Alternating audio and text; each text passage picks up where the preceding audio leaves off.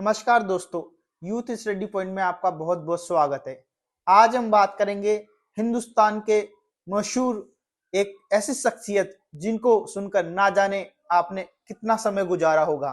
हमारे बीच में मौजूद है साबरी ब्रदर्स श्री अमीन साबरी साहब। सर, आपका बहुत बहुत स्वागत है। सर नमस्कार नैमी जी, आपका भी बहुत धन्यवाद।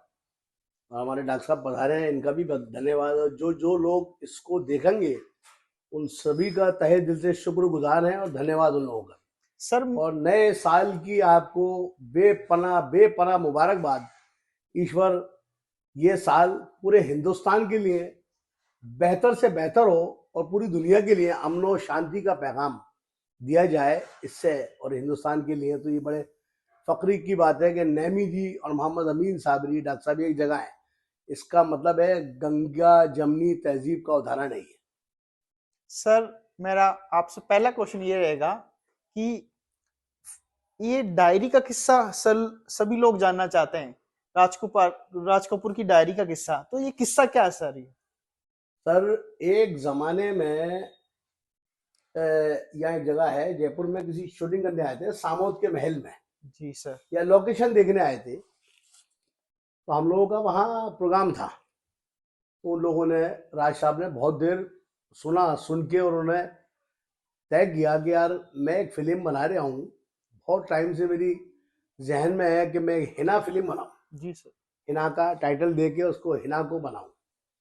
लेकिन वो ईश्वर की मर्जी थी कि वो बात पेंटिंग में रही। लेकिन उन्होंने अपनी डायरी में ये नाम नोट कर लिया कि ये जो है मैं उस्ताद सईद साबरी और उनके बेटों से ही कमाऊंगा ये। तो ये बात आई गई हो गई, काफ़ी टाइम हो गया इस बात को। तो यहाँ पर एक बहुत बड़े अच्छे कलाकार थे, मालू जी हैं अभी, ईश्वर अच्छा कैसी रखे, मालू साहब। केसी मालू साहब। जी।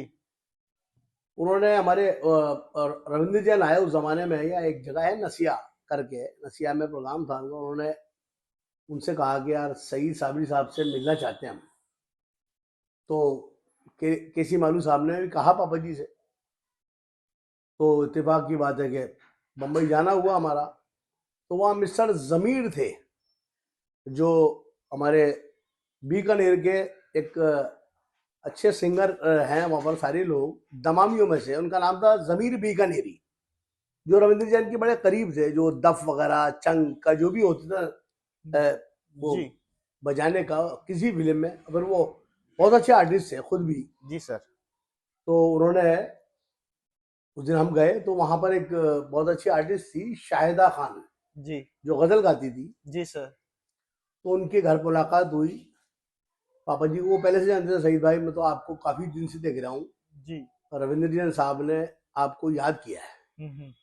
तो पापा जी बैठे हुए थे, हम तीनों ही बैठे हुए थे। इत्तेफाक से थोड़ी सी शाम से हुई, तो बातें बातों में मूड बन गया पापा जी का। और वो जमीर भाई बोले यार सईद भाई मेरे साथ चलिए आप। जी।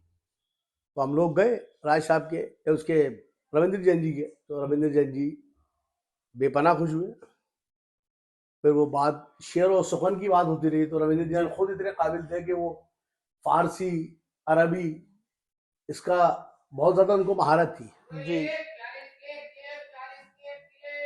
तो उस जमाने में रविंद्र जैन साहब रामानंद सागर साहब को भी लेके आए यहाँ पर जयपुर में। तो हमारे डॉक्टर सतीश चतुर्वेदी, उन्होंने ख्वाहिश जाहिर की कि यार मैं रामानंद सागर जी से मिलना चाहता हूँ। जी। तो यहाँ पर राजपूताना शेरडैन में वो ठहरे हुए थे। तो मैं, वली साहब और फरीद भाई, हमारे बड़े बड़े भाई, और डॉक्टर सतीश चतुर्वेदी, जो हमारे फैमिली के लोग थे, उनकी गाड़ी में बैठ के हम पहुंच गए। तो पापा जी को और रामानंद सागर जी को बेपनाह खरबूजा पसंद था और जयपुर की कचौरी। जी। तो हम वो लेके गए। तो राज साहब वो बहुत खुश हुए रामानंद सागर जी। फिर फारसी की गुफ्तगू होने लगी। जी। फारसी में पर्शियन पापा जी ने सुनाए। रामानंद सागर इतना पढ़े हुए थे फारसी के, कई अशारों ने सुनाए। जी। सारे तीनों महारथी, रामानंद सागर साहब, रविंद्र जैन साहब, मेरे वालिद बुजुर्गवार उस्ताद हाजी सईद साबरी साहब, जी। जी। मेरे बड़े भाई फरीद साबरी साहब, और मैं भी बैठा हुआ। मैं तो गुफ्तगू सुनने आता उनकी कि ये बातें कर रहे हैं। मैं क्या है कि बड़ों की बातें सुनने में कुछ ना कुछ मिलता है। जी। तो ये उन्होंने एक बोले कि ये गाली की सिचुएशन है सईद भाई, फिल्म का नाम